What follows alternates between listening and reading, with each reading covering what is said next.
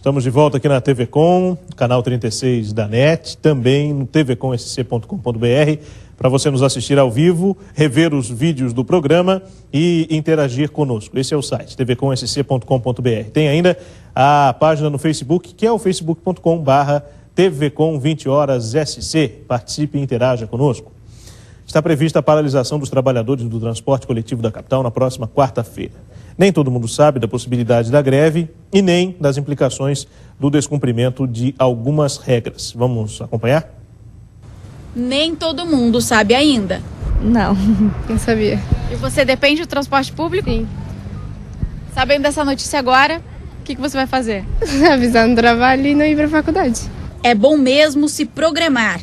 Há chance de o transporte público de Florianópolis parar a partir das 0 hora da próxima quarta-feira.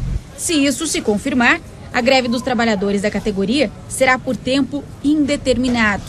Muita gente vai ter que encontrar outra maneira para chegar aos compromissos e dar um jeito de planejar até as situações de emergência. Você, como está grávida, precisa se deslocar, vai fazer como? Daí eu vou atrás de um carro, né?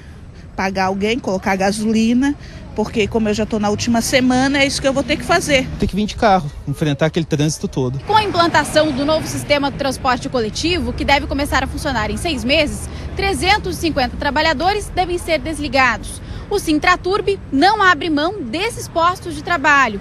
O Setuf mantém a posição do desligamento dos cobradores. Ou seja, o resultado de tudo isso é que não há nenhum acordo entre os sindicatos. O Sintraturb vai fazer uma assembleia às 10 horas da noite de terça-feira para discutir sobre a possibilidade de greve. A decisão será tomada de acordo com o que já vem sendo anunciado. A categoria decidiu por já fazer a greve por tempo indeterminado, caso até a terça-feira à noite, às 22 horas, não tenha uma mudança de postura, principalmente da Prefeitura Municipal e também dos patrões. Por outro lado, o Setuf diz que está aberto a negociações, mas que só haverá avanços se novos argumentos forem apresentados. Nós temos um cumprimento legal de contrato a ser cumprido, não é? Nós vamos ter que cumprir isso de qualquer forma. Então nós precisamos adequar essa função. Eles têm conhecimento disso e nós vamos então insistir nessa posição. A população que depende do transporte público vai ter que fazer um plano B, já que tudo indica que a greve só tem data de início. Um assunto que preocupa todo mundo, evidentemente, né? E para falar sobre os efeitos que tem essa greve, essa paralisação dos transportes aqui em Florianópolis, nós recebemos aqui nos estúdios do TV Com 20 Horas a advogada trabalhista Letícia Ferreira. Tudo bem, doutora? Boa noite. Boa noite, Felipe. Bom, fala-se muito em frota mínima, fala-se bastante em direitos dos trabalhadores, mas também tem o direito da população, que precisa do transporte. O que efetivamente a gente consegue fazer para tentar minimizar esse impacto de quarta-feira, caso a greve seja efetivamente aprovada na Assembleia? Olha, eu acredito que a greve vai acontecer de qualquer forma, né?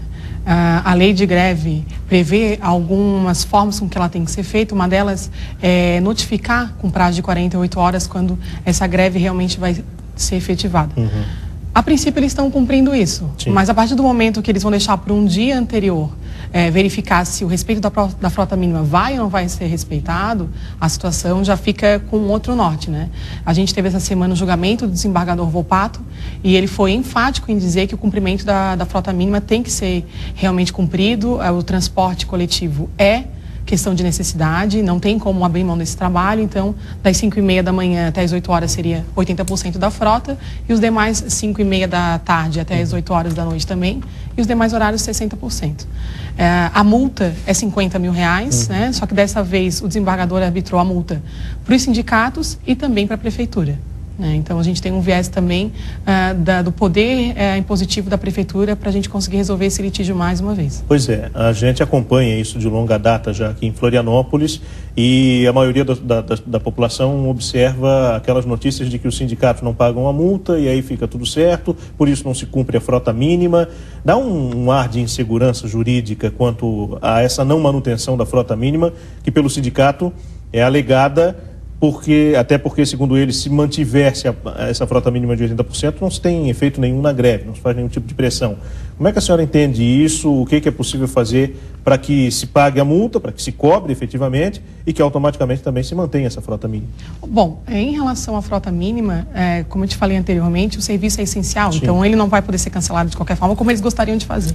Em relação à multa, até o Ministério Público do Trabalho, quando interveio nessa situação atual, pediu com que essa multa fosse paga imediatamente e não quando se esgotassem todos os meios de recursos, que é o mais comum. Dessa vez, o desembargador também entendeu que os recursos precisam ser cabíveis para depois o pagamento da multa, caso realmente haja o descumprimento da frota mínima a partir de quarta-feira. Bom, uma outra questão que nós comentávamos, inclusive, antes do intervalo, é o seguinte: já está se sabendo que na terça-feira haverá Assembleia.